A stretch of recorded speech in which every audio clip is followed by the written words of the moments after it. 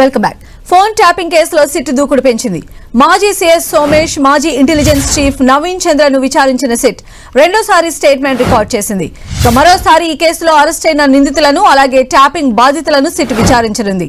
అందరినీ విచారించిన అనంతరం రెండవ ఛార్జ్షీట్ వేసేందుకు సిట్ సిద్ధమవుతోంది.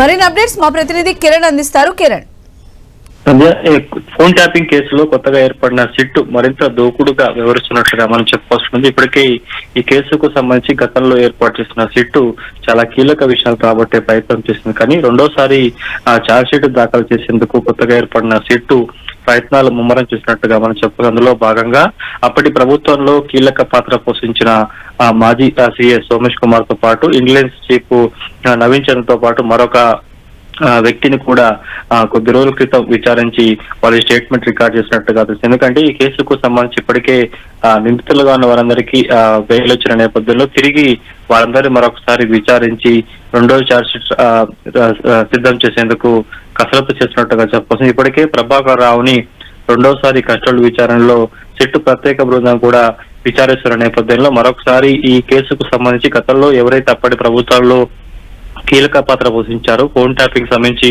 రివ్యూ కమిటీలో ఉన్న వారందరినీ కూడా విచారించి వారి స్టేట్మెంట్ రికార్డ్ చేసినట్టు తెలిసిందిగా మాజీ ఇంటెలిజెన్స్ చీఫ్ నవీన్ చంద్ర ఎదుటనే ప్రభాకర్ నుంచి అతడి స్టేట్మెంట్ రికార్డ్ చేసినట్టుగా తెలిసి 2 రోజుల క్రితము చీఫ్ సంబంధించి సిట్ కు సంబంధించిన ఉన్నతాధికారులు నేరుగా నవీన్ చంద్ర ఇంటికి ప్రభాకర్ రావుని తీసుకెళ్లి అతడి స్టేట్మెంట్ రికార్డ్ చేసినట్టు తెలుస్తుంది. కాబట్టి ఎందుకంటే మరికొన్ని రోజుల్లో రెండోసారి కస్టడీ విచారణ ముగిసిపోతున్న నేపథ్యంలో కూడా ఆ సమయానికి అందరినీ మరొకసారి విచారించి రెండో ఛార్జ్ షీట్ దాఖలు చేసేందుకు కొత్త సిట్టు సన్నాహం చేసినట్టుగా చెప్పి అందులో భాగంగానే చాలా వేగవంతంగా ఈ కేసుకు సంబంధించి ఎవరైతే బాధితులు ఉన్నారో ఫోన్ ట్యాపింగ్ సంబంధించిన బాధితులు గతంలో కూడా జూబ్లీస్ పిఎస్ కు వచ్చి ఫోన్ ట్యాపింగ్ బాధితులు కూడా వచ్చిన నేపథ్యంలో వారి స్టేట్మెంట్ రికార్డ్ చేసిన సమయం ఉంది. కాబట్టి ప్రస్తుతానికి వారితో పాటు అప్పటి ఫోన్ ట్యాపింగ్ కేసులో ఎస్ఐబిలో పనిచేసిన వారందరినీ కూడా తిరిగి విచారించేందుకు కొత్త సిట్టు సన్నాహాలు చేసినట్టు చెప్పి అందులో భాగంగానే ఇటు మాజీ సీఎస్ సోమేష్ కుమార్ తో పాటు ఇంటెలిజెన్స్ చీఫ్